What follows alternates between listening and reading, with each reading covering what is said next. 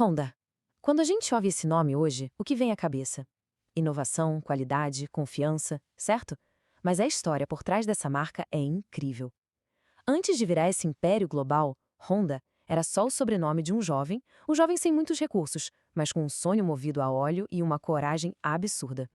Pois é, vamos voltar um pouco no tempo, lá para 1922. Nessa época, Honda não era uma marca global, era só o sobrenome de um adolescente de 15 anos trabalhando numa oficina em Tóquio. Ninguém, mas ninguém mesmo, imaginava que aquele garoto iria um dia desafiar os gigantes da indústria e construir um império do zero. Bora entender como essa virada de jogo aconteceu. Então, a nossa história começa em 1906, num vilarejo bem pequeno lá no Japão. É lá que nasce Soichiro Honda. Ele era filho de um ferreiro que, olha que interessante, consertava bicicletas. O garoto já era fascinado por aquilo, por ver o pai trabalhando, mas foi um encontro totalmente inesperado que mudou a vida dele para sempre. Imagina a cena. Soichiro, com só 8 anos de idade, ouve um barulho que ele nunca tinha ouvido antes, um ruído de motor.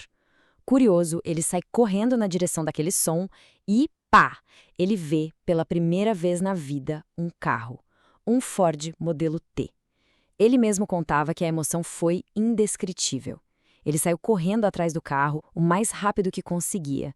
E foi ali, naquele momento, que nasceu a paixão pela mecânica que ia definir todo o seu futuro.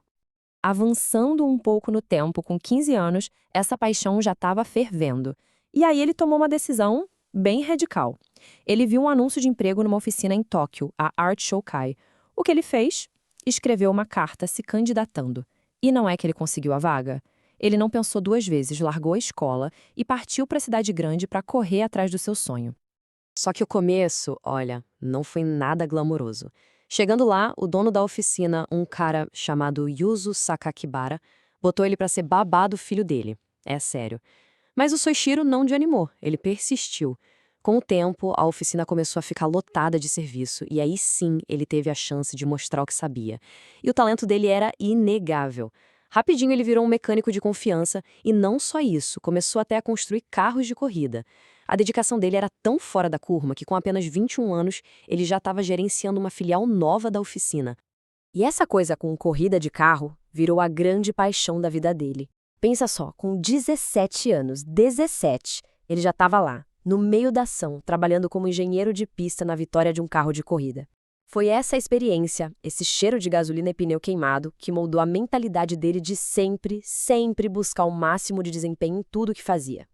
Ok, então depois de anos de sucesso como mecânico e gerente, a ambição do Soichiro começou a crescer.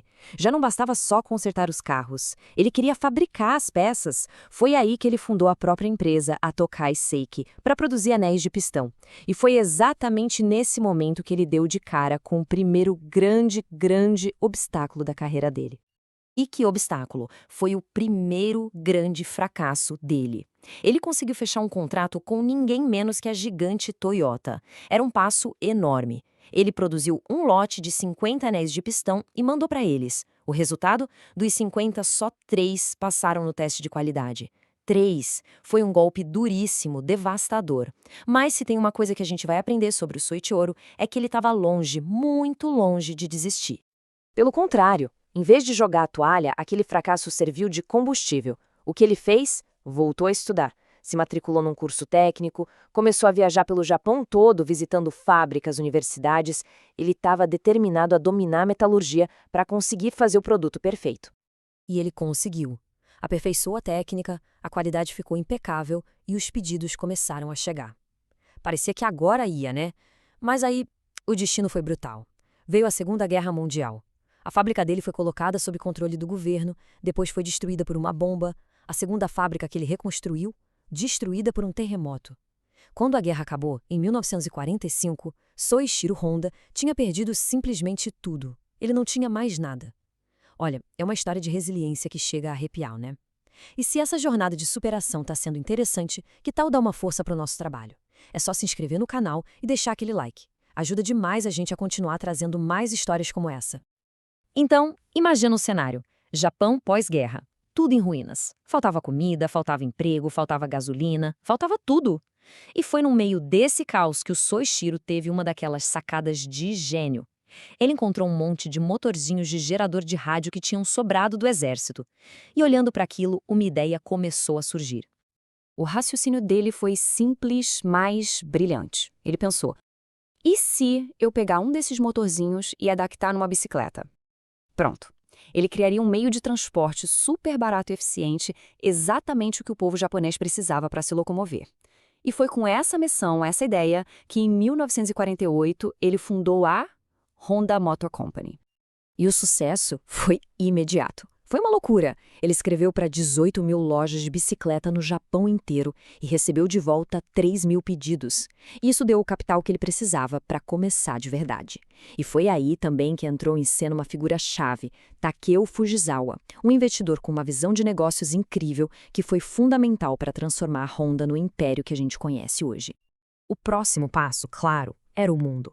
E em 1958, quando a Honda chegou nos Estados Unidos com a Super Cab, ela não só competiu, ela simplesmente virou o jogo.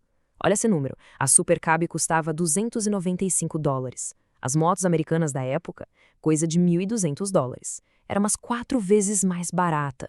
Juntando esse preço imbatível com uma engenharia genial e um marketing muito inteligente, não teve para ninguém. A Honda dominou o mercado americano rapidinho. Beleza, chegamos na década de 60. A Honda já era a maior fabricante de motos do mundo. Fim da história? Que nada! O Soichiro ainda não estava satisfeito. Lembra daquele sonho de infância do Ford Modelo T? Pois é, aquele sonho ainda estava vivo. Ele queria construir carros. Mas entrar no mercado de carros não ia ser nada fácil. O Japão já tinha gigantes estabelecidas como a Toyota, a Nissan. E o próprio governo japonês tentou desanimar ele, falando que o país não precisava de mais uma montadora. Mas a gente já sabe que o Soichiro não era do tipo que se abalava, né? Em 1963, contra tudo e contra todos, a Honda lançou seu primeiro carro. Depois de alguns modelos iniciais, a verdadeira virada veio em 1972. E o nome dela era Honda Civic.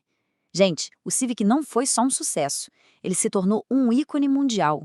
E o timing do lançamento foi simplesmente perfeito. Ele chegou exatamente quando o mundo mais precisava de um carro como ele. Pensa bem, o Civic foi lançado bem no meio da crise do petróleo dos anos 70, quando a gasolina estava caríssima. E ele era super econômico. Graças a inovações de engenharia, era exatamente o que todo mundo queria. Econômico, poluía menos, não deu outra. O Civic conquistou a Europa, a América do Norte e consolidou de vez a Honda como uma das maiores fabricantes de automóveis do planeta. E essa citação do próprio Soichiro Honda resume a filosofia de vida dele perfeitamente. Ele nunca viu os fracassos como derrotas. Para ele, eram lições. A rejeição da Toyota, as fábricas destruídas, cada um desses obstáculos foi, na verdade, um degrau que o ajudou a subir ainda mais alto. Que jornada, hein? A gente agradece demais a companhia nessa análise de um legado tão incrível. E se histórias assim de superação e genialidade inspiram, fica o convite de novo. Se inscreve aí no canal e deixa o like para fortalecer o nosso trabalho. No fim das contas, a história do Soichiro Honda deixa a gente com uma pergunta para pensar. O que define o sucesso de verdade? São as vitórias que a gente coleciona? Ou é a nossa capacidade de levantar depois de cada fracasso, de cada porrada que a gente leva no caminho? Fica aí a reflexão.